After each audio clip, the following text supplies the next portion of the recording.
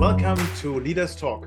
Our guest today is the South African brain researcher and CEO of Neurozone, Dr. Etienne van der Walt. The one thing that I can say that really helped me was to really celebrate all the small victories. So we took a very, very purposeful, committed approach to say every single small victory that we achieved in this company, we will celebrate as if we made it big time.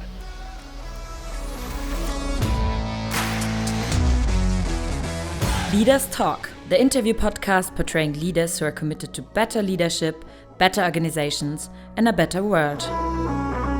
Hosted by managing partner of Leadership Choices and co-founder of the Cosmic Foundation, Karsten. Etienne is a neurologist. He spent 15 years studying and practicing neurology, neuroscience in different countries, in the Netherlands, in UK, in South Africa, obviously. But then something interesting happened. He felt the need to leave the medical field and start his own company, Neurozone, which happened back in 2010. And the intention of Neurozone is to use the knowledge and the research that is done in the medical field, but not to applying this to pathology. So in other terms, how do people get sick and how can we cure them? But rather to the field of high performance, meaning how can leaders, teams, and businesses use the insights of neuroscience, the data, the analytics, and apply them to thrive, to build collective intelligence, and to build a higher level of resilience altogether. And how that all comes together, what drives him there, what is his passion, all of that, I'm discussing with Etienne. So let's dive right into the conversation with Dr. Etienne van der Walt. A very warm welcome to Dr. Etienne van der Walt. Welcome, Etienne, to the show. Karsten, thank you very much. It's great to be with you, man. Yeah, long-standing friend, and yeah, I'm looking forward to this. Me too, Etienne. So what do? You are in sunny South Africa right now. The sun might be coming out, and I'm only a little bit jealous, I have to say. So, Etienne, what do you do, and who are you actually? Yeah, thanks. So, Karsten, as you say, I'm a South African, proudly South African. I live in Cape Town. I am a clinical neurologist, but not practicing at the moment. Currently, I work as the CEO and co-founder of Neurozone, a neuroscience analytics company, and we also uses systems thinking to enhance resilience, to keep people well, but also, as I said, upstream, really ensure high performance resilience. And this is what I'm keeping myself busy with now full time. It is a full-time job. There is so much needed in the space of resilience and well-being today, of course, with the mental pandemic, and so that's hitting everybody. Burnout is rife. The world is changing so rapidly. So in that sense, I'm very grateful to be part of a journey that helps us to stay on this curve of rapid change. So in a nutshell, what I understood from you, Neurozone is on the one hand side an analytics company, meaning you have assessments to measure the resilience and other capabilities of people, and then also give them suggestions how to improve. That's one thing, right? And the other thing I heard is that you also have like journeys, resilience development journeys that you have developed. Can you speak to that real quick? Yeah, so very briefly, the closer we come to the granular science, the more I feel at home, of course. So we are all about the credibility of the science. From far, we are a product house or a platform through which we provide analytics and content, neuroscience and systems-based content, plus the analytics for the use of a variety of different industries who would want to implement this. For example, we've got coaching and assessments where we have almost 500 coaches that we have trained up to be able to use our assessments with individuals, teams, organizations, depending on how they work. And they can use this, as I said, individuals, teams, organization fashioned.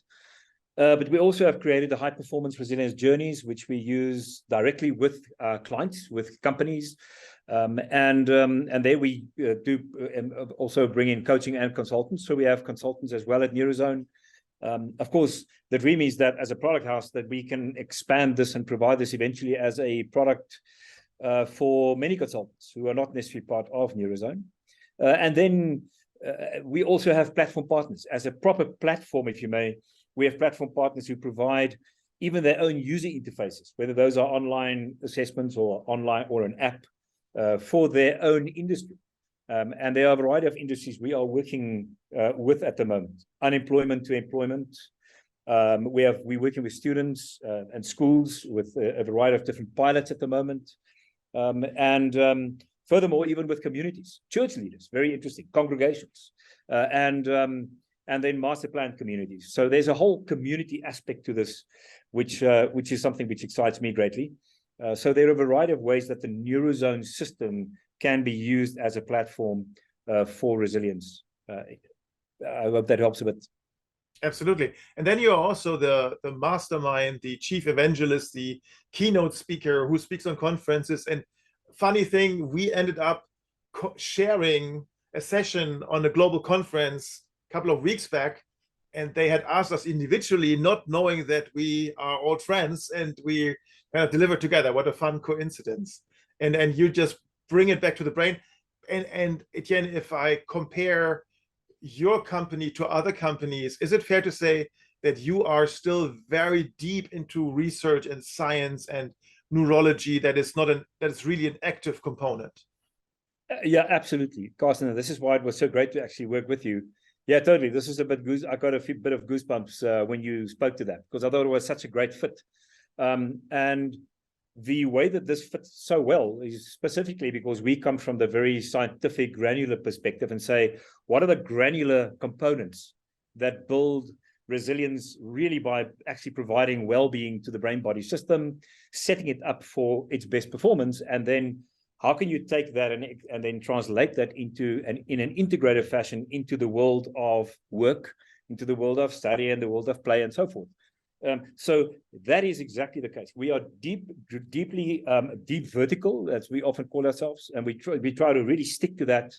That's why when we are in this space for looking at original behavioral components, data, and the way that the data helps us to optimize what we offer in a way that we probably never knew before. That's where I become really excited, and that's where Neurozone, I think, comes to his right.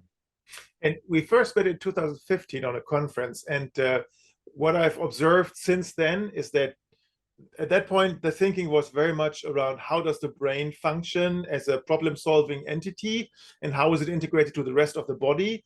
And if I listen to you now, 8 years later, I think the systems thinking, the interconnectedness of humans, how humans work together as a team, that has come into your thinking as well. Yeah, totally. And as you know, once again, I think in humility, we have to just say we are just following a trend. We are part of the global consciousness of humanity, and the global consciousness of humanity has been placing so much emphasis on the collective, collaboration, interconnectedness, the way that we stick together, the importance of teams, the importance of the collective to give us collective resilience, which gives us an outcome that is so much bigger than the sum of the parts, which should actually keep us on the curve of rapid accelerated change, right? Otherwise we burn out. And so that kind of consciousness, we are very fortunate to be part of, and therefore we actually speak to that particular aspect of the system, the whole system of life. It's a bit like you and I are not the end product of organs at work and collective organs. We also are organs of a collective system called the team or the family. Families and teams are collective organs of organizations and so forth, right into society. And of course, we're part of an interconnected system of life. So understanding that also gives us the additional value of studying the effects of team resilience on an individual. Individual resilience on my organs, even if you may want to go that granular, but you can see that there's a whole interplay there. And that piece, as you rightfully put it, Karsten, we added over the past 5 years, it has never been as prominent as now, of course.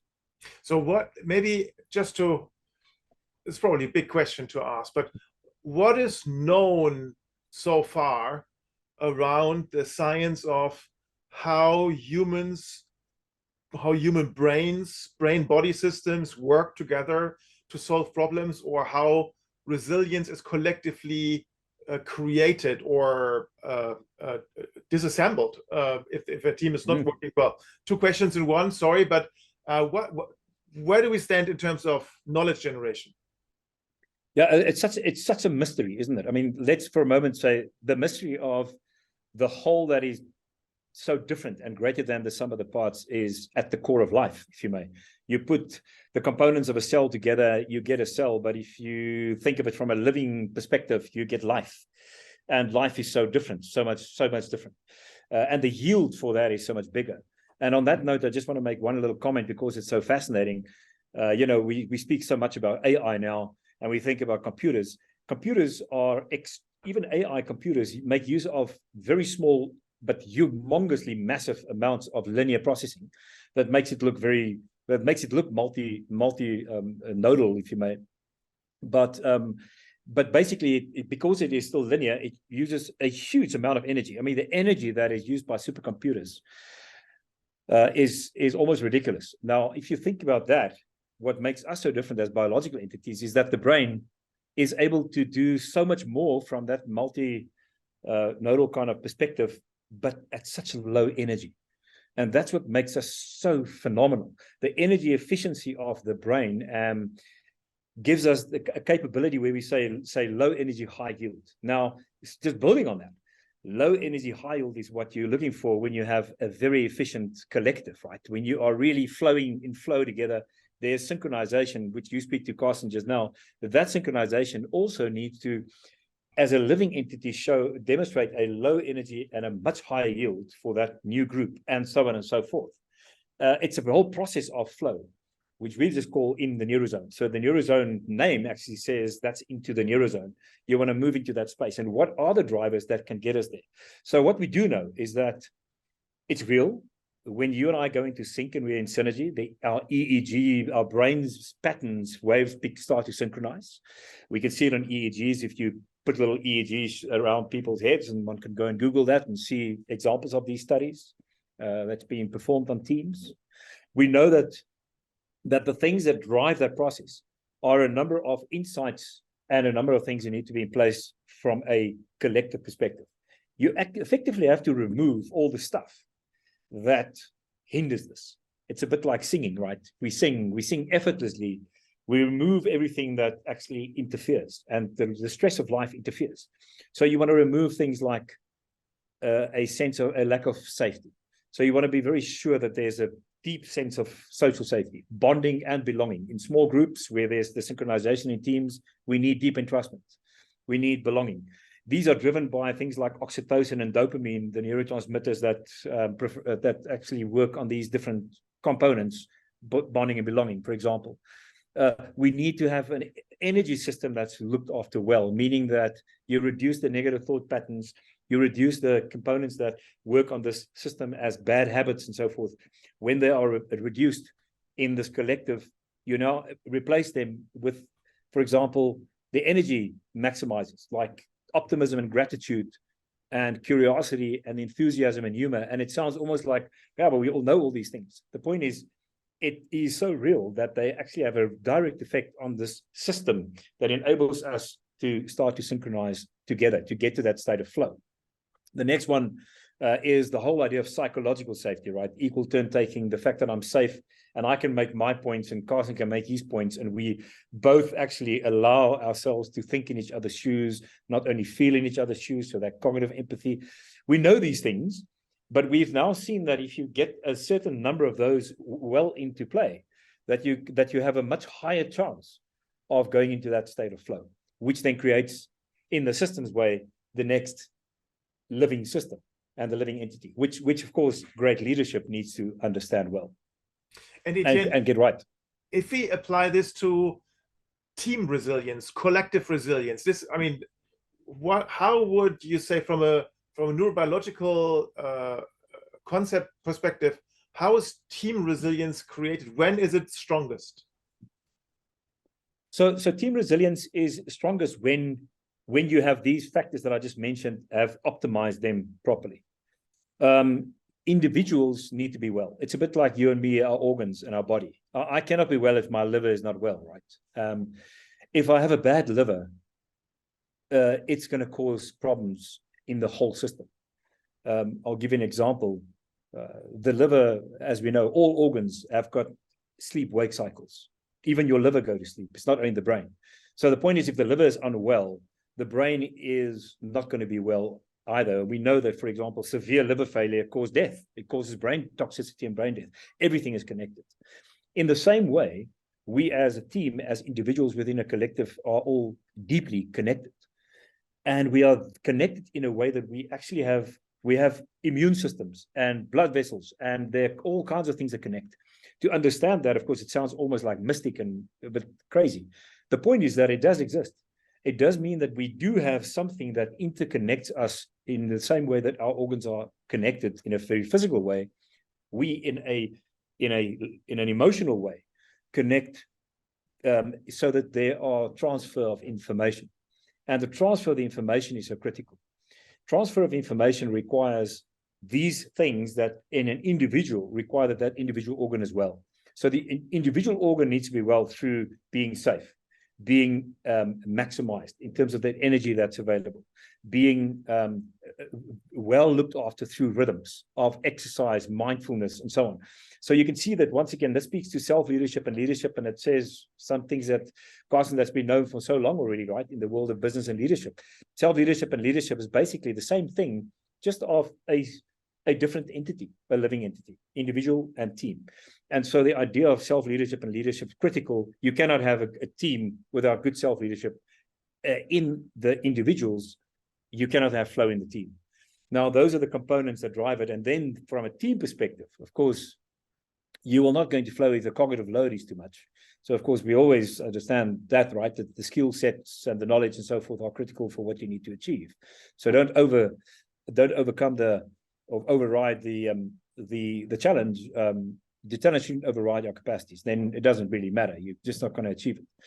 But the point is, if you had all of those in place, your chances of moving into that state of flow, that is at its best then. And we've been able to see that it happens.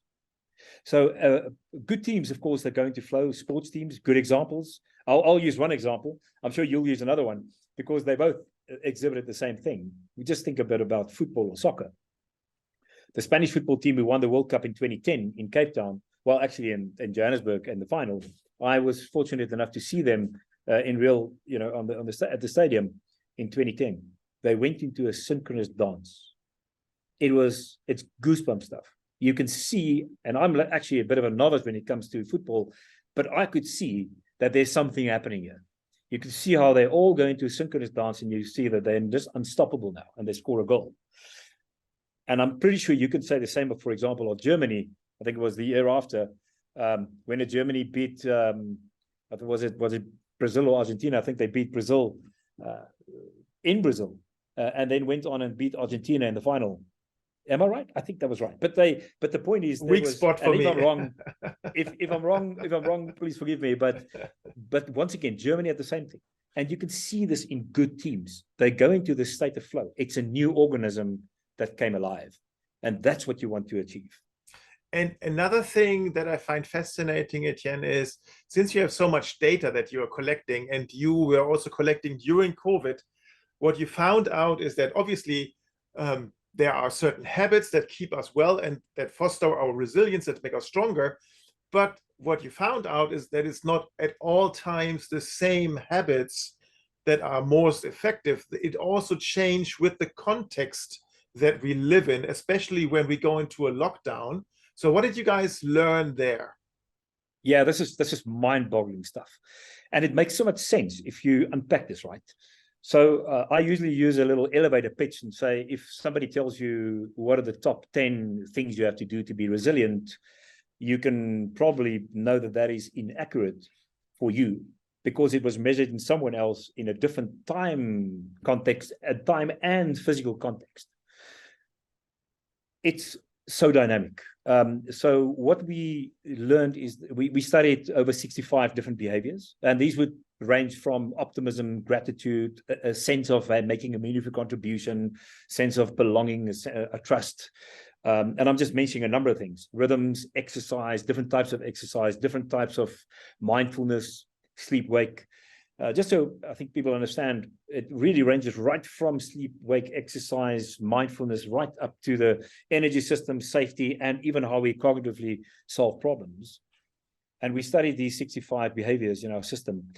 Before COVID, because we collected data across the globe in different places, the different individual variances within these different areas, we couldn't actually see. There was just too much noise because it was small. And so it equaled out the process a bit. And so we could see a fairly stable code, which means that the number one predictor of resilience was optimism before COVID. The number two predictor was reducing negative thoughts. And the number three was practicing the generic parts technique, which is a way of solving problems, right? Just breaking a problem up into its smallest parts and then allow your brain to piecemeal a solution together. And then the fourth one was having a sense of making a meaningful contribution in the workplace. And then 61 others followed. When COVID came, we all had one big variable that affected us, and that was lockdown, right? As you say, Karsten. So we locked down, and lockdown affected the whole world in the same way. And we continued to collect data. So over the period of lockdown in over 18 months, we saw how the code statistically significantly shifted. And eventually, after about 9 months, became stable. It stabilized then. So it was an interesting shift, and then it stabilized. And the number one predictor of resilience then was exercise diversity. The number two was exercise duration, and the number three was avoiding destructive habits. And the number four was having a sense of making a meaningful contribution in the workplace, which still maintained the place number four. Effectively, you could think, but hey, we actually all thought, hey, I'm locked down, so I need to exercise. And so what is fascinating about the study and the fact that it was predictive as opposed to just correlative, there was causality, effectively said what we most likely did is unconsciously, the world as a global unconscious organism, it's a bit mystic again, had the sense of what is most important for us now. And therefore, we were talking exercise. We could see that that was the best predictor of the resilient system, which keeps us in a baseline relaxed physiological state and keeps us ready to perform at our best, prevents burnout, and keeps us well. So it's a dynamic system. And then afterwards, now we start to study smaller and smaller groups. And we are now well aware of the fact that there's a dynamic nature to resilience and to our behaviors. It makes a lot of sense because we're complex and adaptive. And we've got many more than just one or two things that I need to do to be resilient. And all the things that in my body is continuously happening is affected by an external environment, an internal milieu, and within that there is some things that can actually shift. As things in the external changes, we have to readjust. And that readjustment is continuous and dynamic. It's called we call this the Neurozone equilibrium, which all speaks to the equifinal point of being in a baseline relaxed physiological state. So you and I continuously have to be in that state where we have longevity, where we have well-being, but also where we are ready to perform at our best. And this is the way the system then does it. It continuously responds to the external changes in the environment. And it's important. The way you use your hands is like a scale. It's like a balancing act, right? So what is needed now? Yeah. How do we need to, as a team, adapt to the circumstances in order to bring out these factors that we need most now to stay at our best in our optimal performance? Well, exactly. And you know, Karsten, the important thing for modern organizations, I say modern because not everywhere in the world we have the same kind of progress. But if you have a certain progressive organization, for example, I'm just thinking, I mean, where you guys are in Europe, you've got throughout companies should really take this, and I'm sure are actually doing this, are really taking stock of, hey, what's going on in the data ecosystem, I had a beautiful word, a data lake. There's a lake of data around everybody, right? So what is happening in the data lake around every employee, around every leader in an organization? And how can we measure that? And that's a dynamic place, right? The data lake shifts continuously, but it gives us so much information about you and me. How do we do emails? How do we do this and that? Of course, you know, the whole idea of privacy of data is so important. If we can get that right, and we can measure around the data lake, continuously bring in the data, understand what's going on in the data lake of the organization as an organism, bring in that data, you can now have the balancing act between external information and continuous internal optimization. And you can start to predict. And now you can, a bit like the weather, predict the weather, and you can get your jersey before the cold hits you. And that's the kind of plan with all the technology that's available. Now I'm going fast forward a bit into the future, but we know the future is now. We have to prepare for that, work with that, so we can be ready for optimization. We can see the passion for research sparkling in your eyes. And here's a question for you. What I observe is that when we are in the world of neuroscience, we are in the world of natural science. When we are in the world of management or teams working together, we are in systems thinking. So we are actually, you are bridging natural science and social sciences with that.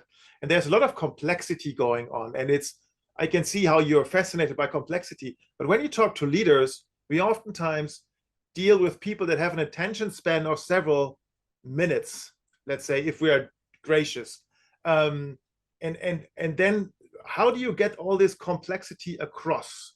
What is your experience? How do you simplify it so that leaders can work with that? Yeah, absolutely. Because the world, exactly as you say, the world of leaders and in which leaders have to operate is extremely complex in its own right. They've got a few minutes to pay attention to this crazy geeks coming from laboratories, and what can you tell me? So you have to be very clear. And so I try to stick to themes and say there are themes that we have to look after. If you think about your organization as a living entity, you have to pay attention to a number of themes and understand them as insights. And those insights have to drive you into the space of high performance. Usually I start with, what does the sea look like that we're swimming? And so we all understand that intuitively, the mental pandemic, the world of rapid accelerated change, and so on. Then the next one is, we speak to this idea that you need two major components in an organization to perform well. One is all the lifeless components. It's the management. It's managing using systems, and now I'm using systems in a lifeless way, right? I'm talking about the systems we have, the automated systems we use, automation, and so on and so forth.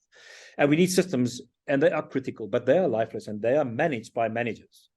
But the same managers also need to lead the living entity, which are the people. And how do you actually get that leadership of people right? I started talking about the organization as the organ in capitals, the organization, and how do you look after the organization with the capitals? And when leaders leaders get this, and we talk leadership, now we talk living entity. And then I say, okay, now we have to think systems. And then you go through the themes of a living system, of energy is finite, and how do you get a high yield for energy you assign to tasks? How does that drive you into the zone for high performance?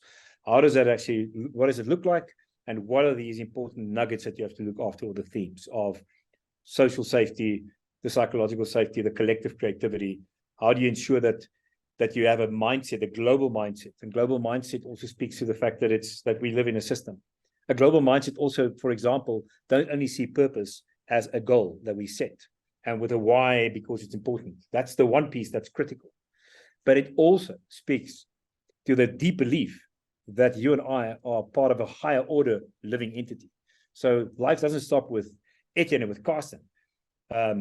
If you think about leadership choices is a higher entity than Karsten, of which Karsten is an organ of, and Etienne is of Neurozone. And that higher purpose, that is called purpose in life. And then these things, are actually, it's simple things, but it's important nuggets that drive the way that the mindset shift for leaders so that they can position their strategies around this going forward, because they have to look after the system. the systemic issues of a company, the culture of the company, and so forth. We also speak to, of course, to mindset and mindfulness and so forth, but that's more on a personal level. But my understanding is that leaders really grasp this very quickly. Leaders are very clever, very intelligent, highly intelligent people, very aware of what's going on around them in the world. And when you bring this to the forefront, the insight drops very quickly, and leads to that kind of mindset shift. Okay, and it's me again with a special announcement. End of July, I'll be starting my next part of my tour around the world by bicycle. And the aim of the tour is to raise money for the Cosmic Foundation. And the aim of the Cosmic Foundation is to give purpose-driven NGOs free of charge access to coaching, leadership development, and resilience development. If you think this is a great thing, then please visit our website, which is aroundtheworldbybike.blog. But you can find it on the Leadership Choices website, for example, and you can find it in the notes for this podcast. And now back to the fascinating conversation with Etienne. Let's go. Great. Etienne, I would like to unravel a little bit what brought you to become the Etienne that you are today. So let's go back, if you allow me to, back to the family that you come from. What's the situation like? I learned that one of your grandfathers was the founder of Sasol, which is one of the biggest, is it oil company? Is that or gas company, right? Natural resources company in South Africa. And there's also some German ancestors, and there's a mix of missionaries, industrials, and entrepreneurs in your family tree. So what kind of a family was that you were born into? Well, that's fascinating. I suppose interesting thing, Karsten. I always feel a bit shy to speak about myself, but you've asked me now. You got me here on the spot, so I'm gonna go for it. I'm very privileged to have come from a number of different European ancestors. So I still have cousins actually in Germany, in Heidelberg, so to speak. I think I told you that when you and I saw each other there. So I've got second removed cousins living in Heidelberg still. But also got strong French ancestry and Dutch ancestors, and so it's a nice European mix. The family that I come from, I would say, were entrepreneurial, industrialists, and mathematicians, and teachers. And so the thing that really gets me going is to be able to teach and speak. I suppose that's quite obvious. I think you and I share that too. I love teaching. I love speaking to people, sharing thoughts and ideas. So I've got a lot of that makes me really tick. The other one that is valuable for me is a deep entrepreneurial spirit, a dream. My grandfather, who started Sasol, started dreaming of making oil from coal when he was 15 years old. And he was very privileged to continue that throughout and be able to eventually found the Sasol as we know today. My father was an entrepreneur. He was a chemical engineer, and he for him, everything was about how can I actually use my chemical engineering, but to combine it with his passion, which was food. And so they created a number of well-known labels in their factory at the time. But now, after his death, it still continues as a well-known brand in South Africa. And he was a serious entrepreneur. He told me once that he had at one time 200 different products that they were experimenting with in the laboratories at NOLA in Randfontein up in Johannesburg in South Africa, but they only had a few which were at a product market fit stage and already being commercialized. So he had, I would assume, the privilege of having a laboratory where he could keep them and he could sort of ring fence them. Now, if you go into the world of complex adaptation and the way that we build the platform, it's a bit harder to ring fence stuff, right? To actually keep them in the laboratory and really just work with a product that have actually got a market fit and is scalable. But I think there was a lot of that I've learned and lived with as a kid. I had no doctors in our family. Maybe the missionary side also got hold of me, and I see myself as an altruist to really care about the human condition. And that drove me a lot. And that's why I became a doctor. Before I became a doctor, I was a little bit lost in a variety of things. Just it wasn't that simple. I studied a BSc with chemistry and mathematical statistics and completed the degree. So maybe that's where the analytics side came in as well, that I completed this subject that's also used in actuarial science. And I did chemistry because I thought that I should also work at Sasol. But after a while, I realized that, hey, I really want to work with people, and went into the medical field, started all over again.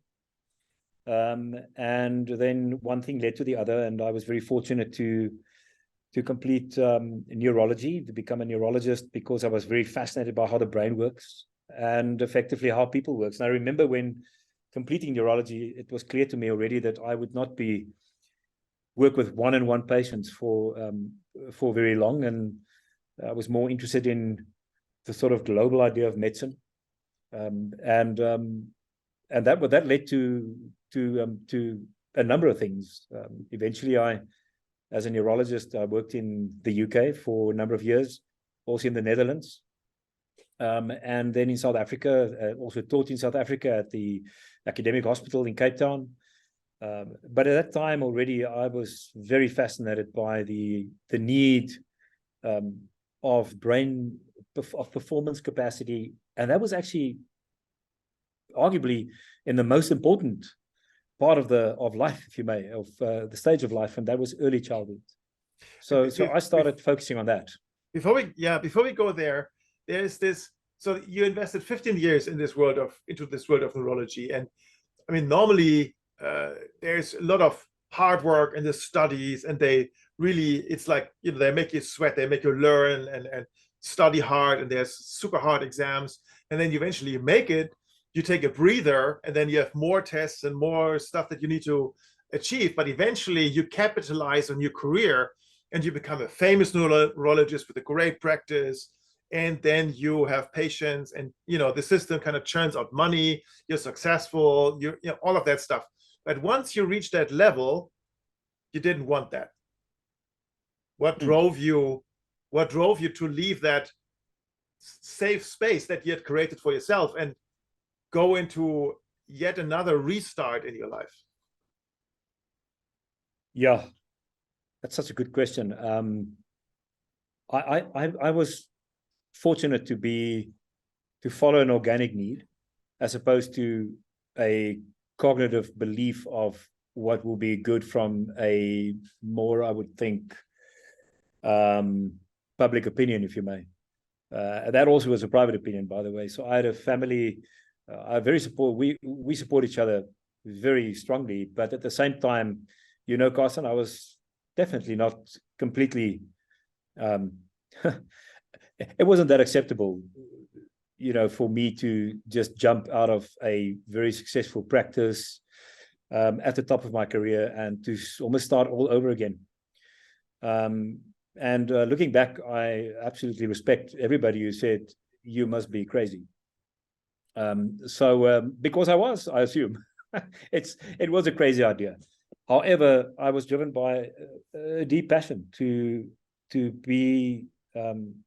actually look after people who are well, or who are not ill enough yet, where you can do almost nothing anymore. To use the understanding of the brain-body system and how we function above the line, if you may, and not under the line only. So I wanted to move above the line of functionality and say, what can we do here to keep people well? And the next step was I had to learn about high performance, because it's all along the same spectrum, right? So for me, I was never interested to really look after people to decode the superhuman, if you may. For me, it was more about ensuring that people are well, have longevity, and prevent them from falling ill and going into the hospitals of the world. Of course, we cannot prevent that, but maybe we could postpone it so that you and I rather reach that stage in our lives when we are genetically programmed to get there. So for me, that was so important. And I was driven by this passion of just using this knowledge in a novel way to contribute to that process. And of course, I stumbled into the world of business because, hey, such a large part of the world works and really needs support. And of course, today it's more important than ever. Assume otherwise we wouldn't have sat here. It's just more important than ever. So it was a good time to start then, because it really comes to fruition now. Okay. And so what I hear is that this focus on how do people get sick and how to cure them. At one point you realize that can't be the answer to it. We need to find out how people stay healthy, and also how do we get into the realm of high performance, which is yet another dimension or yet another level that I find fascinating, the spectrum that you are kind of pointing out and how to do that. And therefore you kind of to leave the space of medicine and enter the world of business highly linked to medicine or natural science. But before that, you tried that within the system, if I recall correctly. So at one point you started to focus on early childhood brain development when you were still a neurologist, and you had kind of teachers working in an open space next to your laboratory with all the EAG and fMRTs and all that stuff. How did that come about?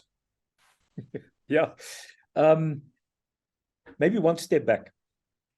While I was specializing in neurology at the medical school, I became good friends with the dean and the deputy deans and so forth at the faculty.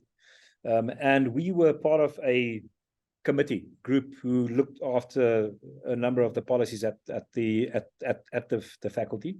So I was one of the younger guns who were part of that process. And when I completed my specialization, I was going to Wellington in New Zealand to work there. I was offered a job, got the job, and after the successful telephone interview, I went to the dean and said, "Hey, man, I'm leaving." And the dean said, "But hey, man, don't you want to stay for maybe just another year or two and develop a rural school, a rural health school for us?" And I thought, well, that's interesting. But something else resonated with me, because this actually resonated with me because it was about health, more public health, as opposed to individual health. And I think for me, that's always been a refrain in my life. I care about the group to look after the public health and public well-being and well-being. It's that resonated more with me than looking one-on-one after one person and giving them their medication or their surgery. So Karsten, I think that was what made me move into that space. And it was while I was walking on these platforms, I call them platforms, in the rural health areas of South Africa and the Western Cape, and the poverty that I saw there and that I really tasted. I came to the realization that if I had $10, I would put $9 into early childhood brain development, because the big loss, preventable loss of brain capacity happens in the very, very early, let's say, first 1,000 days of a child's life. And this is where my real, I think, passion started to say, listen, I actually want to do something here. So I started reading on early childhood brain development over time, and became a sort of a layman, sort of, I would call myself probably, in Afrikaans, we call this a kort broek expert. It's a short pants expert, which says you don't have a long pants, but so you know something, but not everything. So I was actually read into early childhood brain development. And then, of course, the next thing led to another need to another. And eventually I was fortunate to start Amazing Brains. And today it's a fully fledged program to build early childhood brains, if you may, to support that build, the development, because we don't build brains. Kids develop themselves. We have to remove all the obstacles, the toxic stress and so forth. so that the children can develop to their full capacity and potential. And then, I mean, that would have been another avenue to pursue for you. But then there was this, I really want to take this to the level of the business. I really want to start my company, and then kind of leaving the system. And I mean, we have been to the same things here. Starting a company is not a pleasure cruise. It's has a lot of ups, a lot of downs. It's a lot of fighting, wrestling with all kinds of stuff that are not sexy, like accounting and IT and all of that. So what gave you that hunger to pursue this? For me, the most important thing is that it was an inner drive. Without the inner drive, I would have not done this. And the inner drive for me was not to make money, but to achieve the dream. That was my dream, was to support well-being, longevity, and high performance for people of all different walks of life. I'm saying this specifically, Karsten, because it sounds like a cliche, right? I have friends who were entrepreneurs and actually made it much quicker because their dream was very much aligned with making money. Mm-hmm. And so they monetized what they did very quickly. And it's great. And I actually wholeheartedly support that process, because it's not, it was also noble. It's not that money is a noble thing. If you pursue it for the greater good of people. But what I pursued, of course, money comes way later. You first have to take a very complex idea and then translate it into something which you can productize and then monetize it. And so it's a hard road. It's not easy. And I'm sure you will agree with me. Working when you come to the human condition and supporting the human condition side, monetization is not easy. But it is. I just had to follow my inner drive and dream, and I never stopped doing that. Now, fortunately, at some point, you might actually agree with me on that one, but I got to a certain point where I almost felt, I'm not sure I'm going to make this.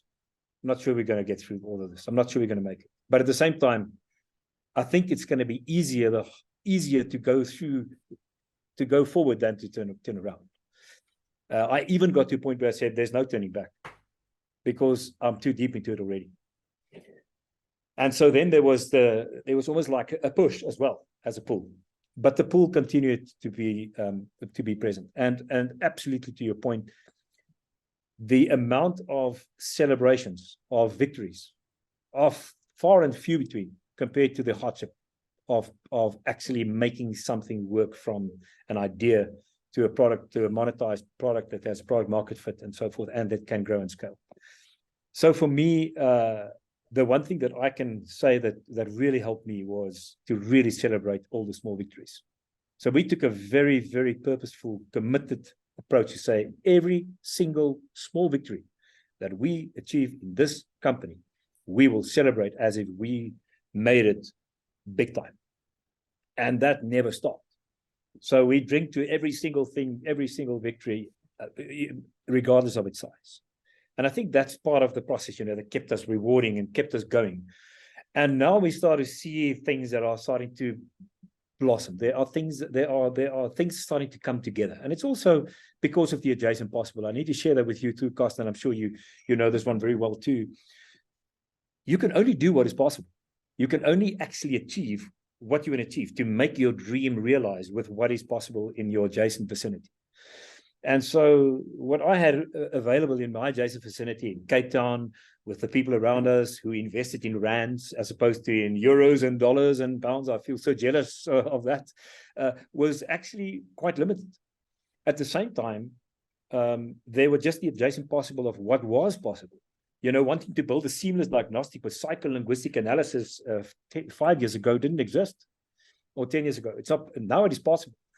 So the point is that a lot of the dreaming that I was doing, it wasn't possible yet.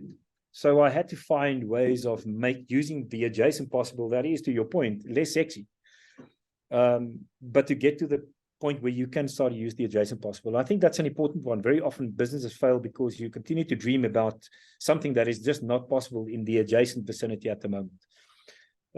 So yeah, we're still here because of, I think, those lessons that we learned. And of course, as an entrepreneur, I don't know about you, Karsten, but I never feel that I arrived. I always feel that there's so much more we need to achieve, like a funnel that just grows out and out. So celebrating small victories again becomes and remains very important. Yeah, and having this bustling energy that you bring with you, right? To kind of push, continue to push, restart, fall down, get back up, continue to push, that kind of thing, kind of at the end of the day makes it, right? That makes all the difference. And I mean, you are part of a big family. You have you have 5 brothers, all of them, married with families and stuff. And your family is, I mean, next to them is Neurozone to a degree, right? This is the life you chose, right? So that you have identified very much that I'm going to a lot of my time and love and creativity into this way of living. Yeah, I think so. To your point, I'm single. I would probably say I might still be a bachelor, but at least that time is also, it probably never runs out. But yeah, I'm a single bachelor. I would, as I jokingly tell my family, look, I'm the special one. You might think I'm the abnormal one, but I'm the special one. Meaning that I do things differently, but I probably always did things differently. My family, we are 5 brothers, each is 1 year apart. So we are very, very close in proximity in terms of our age, also in terms of our closeness emotionally. We're very close and a real brotherhood, which is very helpful. My brothers are all entrepreneurs in their own right. It's fascinating. They all started their own thing, were very successful in that way, but also married with children. And so my mother is a great-grandmother, but she's also a great-grandmother now of 1, but a grandmother of 14 grandchildren. My father died 10 years ago, but I've been very privileged to know him very well. My view, I just have to make one point, and I think for anybody who might actually think this for a moment, you don't have to be single to achieve entrepreneurial inventions and innovations and make it work very well. So I think my 4 brothers attest to that. It's maybe just the way that we live. I find that I live a lot in my head. I'm very continuously dream of a different world, different possibilities.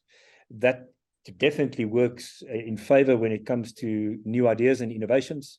At Neurozone, I would also believe that it has got negative effects when it comes to the reality of, hey, why did you settle down with this beautiful person in front of you? And I might think, well, maybe there's something else. And of course, I'm very open to acknowledge that might be a challenge for me, and might well be a challenge in my life that I will never overcome. But at the same time, life in itself is a challenge and it's a journey. So it is what it is. But it's good to be aware of these things.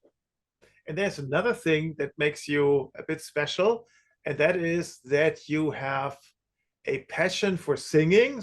So far, so good.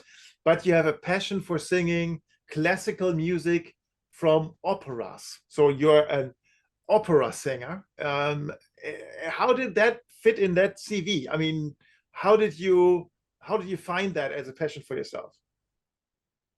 Yeah, so Karsten, this is another reason I was so jealous not being born in Europe like you, so I could sing in those beautiful opera houses and also live in the culture of classical music. So I absolutely love being a South African. South Africa, a world of sunshine and sport and barbecues, or what we call braai vleis of braai, and all kinds of things.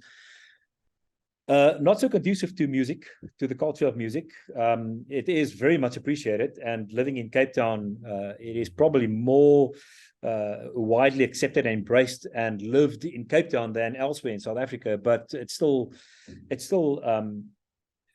different. It's not Europe.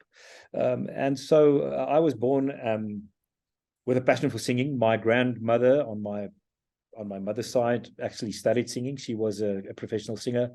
And I just loved singing. And so as a kid, I thought it wasn't that difficult to sing with an opera voice. So there was something which I sort of grew up with.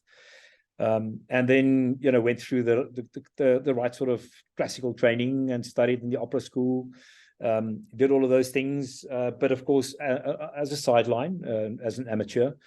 And I started giving concerts and being part of different choirs, but then started singing solo. And then I did the proper tenor stuff and loved singing the opera arias of Puccini and Verdi. And of course, Nessun Dorma is a big favorite, but I think it's also, there are so many other incredible opera arias that I just love singing. But you can't do everything. So when COVID struck, we locked down, and I locked my opera singing down until today. Neurozone stepped into another upward gear during COVID. We were very fortunate, and I became very involved in Neurozone and had to really focus on that. And really dedicate my time into the Neurozone work. But hopefully in the next 6 months or so, I'll be able to take the opera singing up again. And hey, that remains a dream. If somebody asks me, what is the one thing you will want to do before you die? I will say, I just want to sing much more than I sing now. And I would have loved to do something in La Scala or, one of those phenomenal theaters in Europe.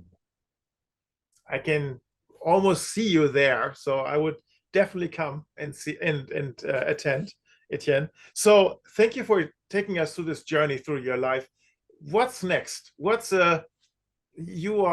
said you spend a lot of time in your head. There's a lot of dreaming and creativity going on. What's the dream not finished, not achieved yet?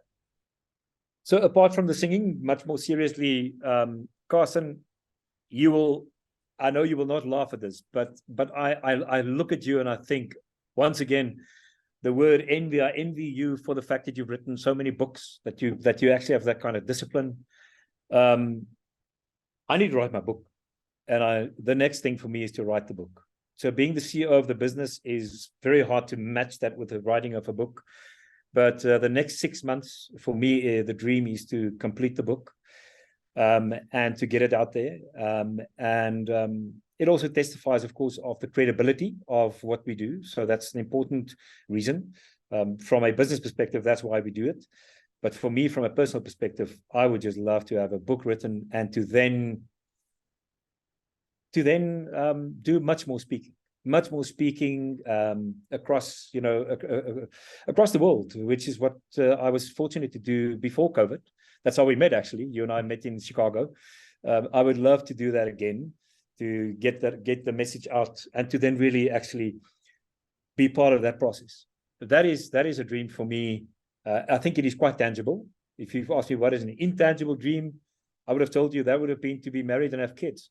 But of course, that's not something that I can control to that degree at the moment. It's a systemic challenge. Another systemic challenge. Exactly. So I think those are the tangible dreams to accomplish. Thank you, Etienne. And so I'll be looking out for that. And I know that you have the rigor and discipline to do that. So it's just a question of how to organize the business in the meantime. That's the stressful thing, right? Yeah, you know that, right? You know everything about that, Karsten.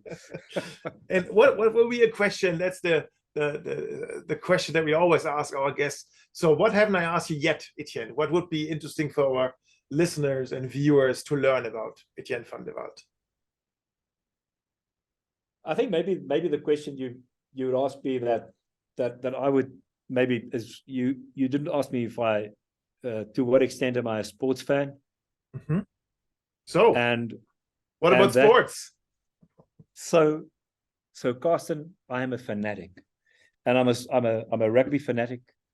I'm a cricket fanatic, like I suppose like most South African boys. But from that perspective, I've been fortunate to travel to almost all the rugby World Cups since 1999. Wow. With a host of friends. We are always about between 11 and 16 friends who travel together. Many of them have got brothers who played for the Springboks. So these are really big blokes. So I was always known as I was always sort of introduced as the physiotherapist, because I'm not a big bloke. The others were sort of very often mistaken as the real Springbok team on these trips. So I was very fortunate to travel the world, Australia, Europe, England, a lot of Europe, and of course Australia. Never went to New Zealand though, and of course South Africa itself, as a serious sports fan. And I would think that also has some implication. The model that we started off using at Neurozone, the model of brain performance, of building resilience in brain performance, was conceptualized after many conversations that I had with expert neuroscientists at the sports center, the Cape Town Sports Center down in Cape Town. They're called the Sports Science Institute.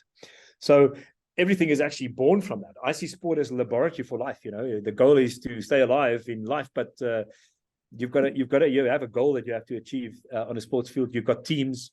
So effectively, it's a laboratory where the life is just shortened and intensified very much. And there's a lot in there. So I'm fascinated. I always say I'm actually fascinated about sport because it's got such an academic value. But I know that's not completely true. So I'm a serious sports fan. So when is the next World Cup? Well, the next one is this year, right? So South Africa is the holder of the World Cup. We won the World Cup in Japan just before COVID. And this one is in France.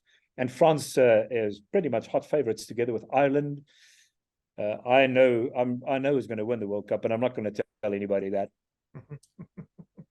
So when in France, let me know, and we will grab a beer or 2 or 3. Yes, absolutely, man. I'm just going to hop across, and I would love to see you in Heidelberg again. But if you come to Paris, equally so. Fantastic. Yeah, absolutely. I'm really looking forward to that. It was great catching up. All the best to you.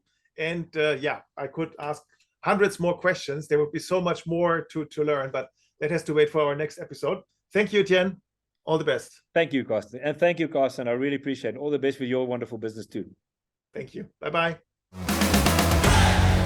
That's fascinating stuff. And Etienne is such a purpose-driven person. And you can really feel this passion that he has about this. And the way how he's also willing to make sacrifices to improve the human condition, which is not a small goal to achieve in life, but probably very worthwhile. So what are your thoughts?